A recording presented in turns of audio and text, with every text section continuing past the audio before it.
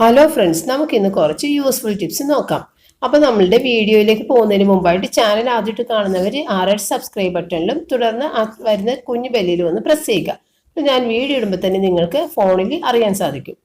അപ്പോൾ ആദ്യം കാണിക്കുന്നത് കുറച്ച് കറ കൂടുതൽ പിടിച്ചിരിക്കുന്ന സ്വിച്ചുകളൊക്കെ ഇല്ലേ, അത് പെട്ടെന്ന് തന്നെ മാറ്റാൻ വേണ്ടിയിട്ട് നെയിൽ പോളിഷ് റിമൂവർ എടുത്തിട്ട് ഇങ്ങനെ ഒന്ന് തുടച്ചു കൊടുത്താൽ മതി.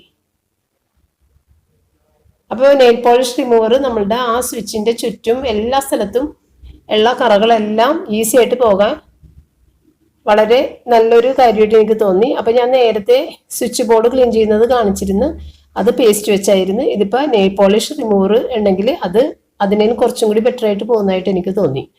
അപ്പോൾ ആ പിന്നൊക്കെ ഉണ്ടല്ലോ, ആ പിന്നുമേലൊക്കെ ഇതുപോലെ ഒന്ന് തുടച്ചെടുക്കാം. പിന്നിലൊക്കെ ഒരുപാട് കറ പോലെ ഉണ്ടാകും, അപ്പോൾ അതൊക്കെ നീറ്റായിട്ട് പോകുന്നുണ്ടായിരുന്നു. നിങ്ങൾക്കൊന്ന് ട്രൈ ചെയ്ത് നോക്കിയാൽ നന്നായിരിക്കും. പിന്നെ ഇത് ഞാൻ വേറൊരു ചാനലിൽ കണ്ടതാണ്. ഇങ്ങനെ വെക്കുന്ന ഹെഡ്സെറ്റ് നമ്മളുടെ ഹെഡ്ഫോൺസ് പെട്ടെന്ന് വീണ് പോകില്ലേ, അപ്പോൾ ഇതുപോലെ ചെവിയുടെ മുകളിൽ കൂടി എടുത്തിട്ട് വെച്ച് കഴിഞ്ഞാൽ പെട്ടെന്ന് അത് താഴേക്ക് വീണ് പോകാതെ ഈസി ആയിട്ടിരിക്കും. പിന്നെ ഇതേ കത്തി എങ്ങനെയാണ് മൂർച്ച വെപ്പിക്കണതെന്ന് പലരും എൻ്റെ അടുത്ത് ചോദിച്ചായിരുന്നു.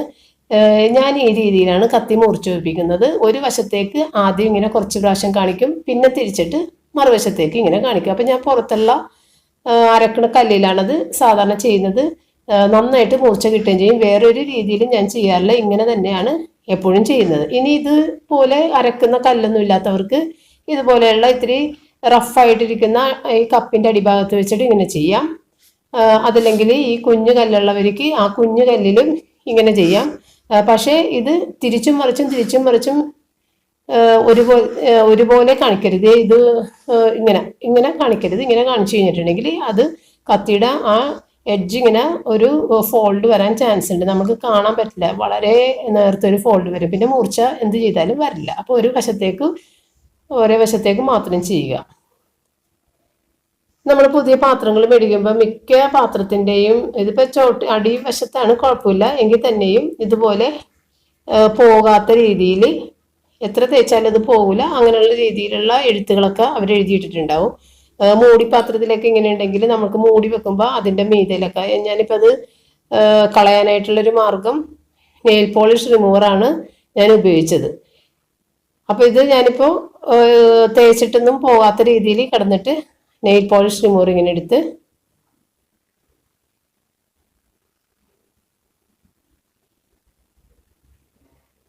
ആ ഒരെണ്ണം മതി, അത് വെച്ചിട്ട് നമ്മളിതൊന്ന് പതിയെ ഒന്ന് തുടച്ചു കൊടുത്താൽ മതി. അപ്പോൾ വെള്ളം പോലത്തെ നെയിൽ പോളിഷിൻ്റെ റിമൂവർ ആയാലും മതിയിട്ട്. എൻ്റെ കയ്യിൽ ഇപ്പോൾ ഇതാണുള്ളതാണ് ഞാൻ അതെടുത്തത്.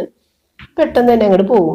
വേറെ എന്ത് തന്നെ ചെയ്താലും അത് പോകുന്നില്ല. ഞാൻ നോക്കിയായിരുന്നു, അപ്പോൾ ഇത് നീറ്റായിട്ട് പോയി. അപ്പോൾ ഞാൻ അടുത്തതും കൂടി എടുത്തിട്ട് അതിലും കൂടി ഇതുപോലെ തന്നെ ഉരച്ചു നോക്കി. അപ്പം നേരത്തെ വേറൊരെണ്ണത്തിൽ മൂടിയുടെ മീതലൊക്കെ ഉണ്ടായിരുന്നത് വൃത്തികേടായിട്ട് എനിക്ക് തോന്നിയതുകൊണ്ട് ഞാൻ എങ്ങനെയെങ്കിലും കളയണമല്ലോ എന്ന് വിചാരിച്ച് ഞാനിത് ഒന്ന് ട്രൈ ചെയ്തപ്പോഴത്തേക്കും അത് മൂടിമേലത്തെ പോയി. അതുകൊണ്ടാണ് ഞാനപ്പോൾ ഇത് നിങ്ങളെ ഒന്ന് കാണിച്ചു തന്നത്. പിന്നെ അടുത്തത് നമ്മളുടെ വീട്ടിലെ ബൾബുകൾ, ട്യൂബുകളൊക്കെ ഇടയ്ക്ക് എടുത്തിട്ട് ഈ നനഞ്ഞ തുണി വെച്ചിട്ട് ഒന്ന് വെറുതെ തുടക്കുക. വെള്ളത്തിലൊന്നും കഴുകരുത്, നനഞ്ഞ വെറ്റ് ക്ലോത്ത് വെച്ചിട്ട് വെറുതെ ഒന്ന് തുടച്ചെടുക്കുക.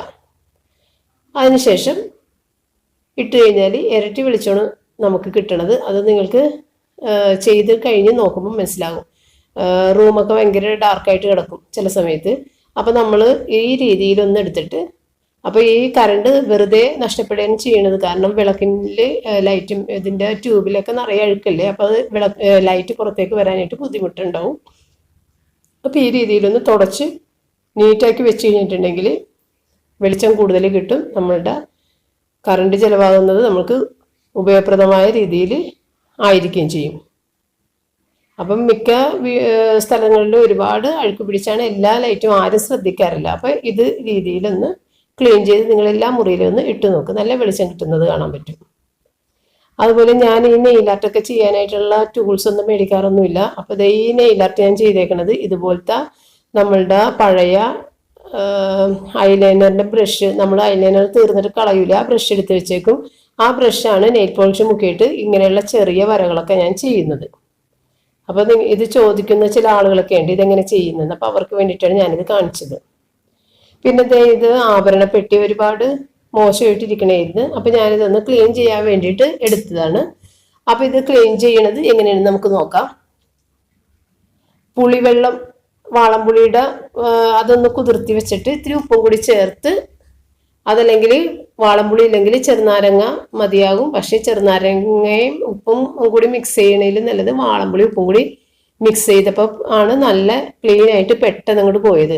ചെറുനാരങ്ങയുടെ തൊലിയിട്ടിട്ട് കുറച്ചധികം നേരം നമ്മൾ ഉരച്ച് കഴുകേണ്ടി വന്ന്. ഇതാവുമ്പോൾ പെട്ടെന്ന് തന്നെ അങ്ങോട്ട് പോയി. ഇപ്പം നിങ്ങൾ കണ്ടില്ലേ തുടക്കത്തിൽ ഇത് എങ്ങനെ ഇരുന്നേച്ചെന്ന്. ഇത് പെട്ടെന്ന് തന്നെയാണ് പോണത്. കണ്ട, അത് പെട്ടെന്ന് തന്നെ അങ്ങോട്ട് പോയി. നല്ല ബ്രൈറ്റ് ആയില്ലേ ഇപ്പം. അപ്പം ഇതുപോലെ നാരങ്ങയുടെ തൊണ്ട് വെച്ചിട്ട് ഇങ്ങനെ ഉപ്പിൽ മുക്കിയിട്ടാണ് ഞാൻ ചെയ്തത്.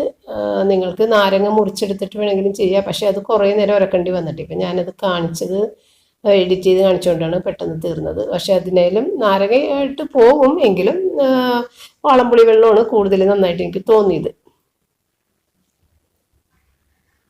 അപ്പം മോനും കൂടി വന്നിട്ട് അതിൻ്റെ ചുറ്റും കുറേ ഉണ്ട്. അപ്പം അത് കംപ്ലീറ്റ് ക്ലീൻ ചെയ്യാൻ വേണ്ടിയിട്ട് മോനും കൂടി ഹെൽപ്പ് ചെയ്ത്. ഇപ്പം എല്ലാം നന്നായിട്ട് തിളങ്ങിയിരിക്കുന്നുണ്ട്. എല്ലാം അതിൻ്റെ ആ ഒരു പൊട്ട് പോലെ ഇല്ലേ, ആ പൊട്ടൊക്കെ എല്ലാം ക്ലീൻ ചെയ്ത് ഞങ്ങൾ.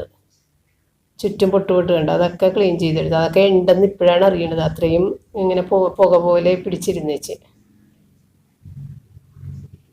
അപ്പം ഇതുപോലെയൊക്കെ ചെയ്ത് കഴിഞ്ഞാൽ ഇത് ക്ലീൻ ആയിട്ട് ഭംഗിയായിട്ടിരിക്കും. പിന്നെ അടുത്തത്, നമ്മൾക്ക് എഗ്ഗ് ബോയിൽ ചെയ്യാനായിട്ട് ഓവനിൽ വെച്ചിട്ട് ചെയ്യുന്നവർക്ക് വേണമെന്നുണ്ടെങ്കിൽ ഈ രീതിയിൽ ഇങ്ങനെ ഒരു ഓവനിൽ വെക്കണ പാത്രം എടുത്തിട്ട് അതിനകത്ത് എഗ്ഗ് ഇട്ട് ഒന്ന് ബീറ്റ് ചെയ്തതിന് ശേഷം വേണമെന്നുണ്ടെങ്കിൽ ഇത്തിരി ഓയിലും കൂടി ചേർക്കാം. ഇതിപ്പോൾ ഞങ്ങൾ റൂബിക്ക് വേണ്ടി ചെയ്യുന്നുണ്ട്. അപ്പോൾ ഓയിലൊന്നും ചേർക്കില്ല. ചുമ്മാ എടുത്തിട്ട് ഇത് സാധാരണ നമ്മൾ ചൂടാക്കുന്ന ആ ഒരു ഓപ്ഷനിൽ ഇട്ടിട്ട് മൈക്രോവേവ് മാത്രം അതിലിട്ടിട്ട് 1 മിനിറ്റ് ഇട്ടാൽ മതി. 2 മുട്ടക്കാണ് കേട്ടോ 1 മിനിറ്റ്, അല്ലെങ്കിൽ ഒരു ഹാഫ് മതിയാവും, 30 സെക്കൻഡ്സ് മതിയാവും. അപ്പം ഇതിപ്പോൾ 2 മുട്ട ഉള്ളതുകൊണ്ട് 1 മിനിറ്റ് ഇട്ട്. അപ്പോൾ പാത്രം നിങ്ങൾ കുറച്ച് വലിയ പാത്രം ഇതുപോലെയുള്ളത് തന്നെ എടുക്കുക. ചെറിയ പാത്രമാണെങ്കിൽ ഇത് പൊട്ടിത്തെറിക്കും അതിനകത്ത് കിടന്നിട്ട്. കുറച്ച് സ്പേസ് വേണം ഉള്ളിൽ. അപ്പോൾ ഇതുപോലെ മുട്ട പെട്ടെന്ന് തന്നെ 1 മിനിറ്റ് കൊണ്ട്, ഇപ്പോൾ 2 മുട്ടയാണ്, അല്ലെങ്കിൽ 1 മുട്ട ആണെന്നുണ്ടെങ്കിൽ 1/2 മിനിറ്റ് മതി. അപ്പോൾ ഇതുപോലെ നമ്മൾക്ക് ഈ മുട്ട ചിക്കി വറുക്കുന്ന ആൾക്കാർക്കൊക്കെ ഇത് വളരെ പ്രയോജനം ഉണ്ടാ. ഇത്രയും കൂടി ഓയിൽ ഇടണമെന്നുണ്ടെങ്കിൽ അങ്ങനെ ഇഷ്ടമാണെന്നുണ്ടെങ്കിൽ, അല്ലെങ്കിൽ ഓയിൽ ഫ്രീ ആയിട്ട് എടുക്കണമെന്നുണ്ടെങ്കിൽ ഇതുപോലെ. ഇതിപ്പോൾ ഓയിൽ ഇല്ലാതെ എടുത്തേക്കണത് റൂബിക്ക് കൊടുക്കാൻ വേണ്ടി എടുത്തത് കൊണ്ട് ഓയിൽ ഇട്ടിട്ടില്ല. വേണമെന്നുണ്ടെങ്കിൽ ഓയിൽ ഇടാം. സവാളയൊക്കെ ഇടേണ്ടവർക്ക് സവാളയൊക്കെ ഇടാം. അങ്ങനെയൊക്കെ എന്താണെന്ന് വെച്ചാൽ ആഡ് ചെയ്തിട്ട് ഇതുപോലെ അങ്ങോട്ട് വെച്ചാൽ മതി.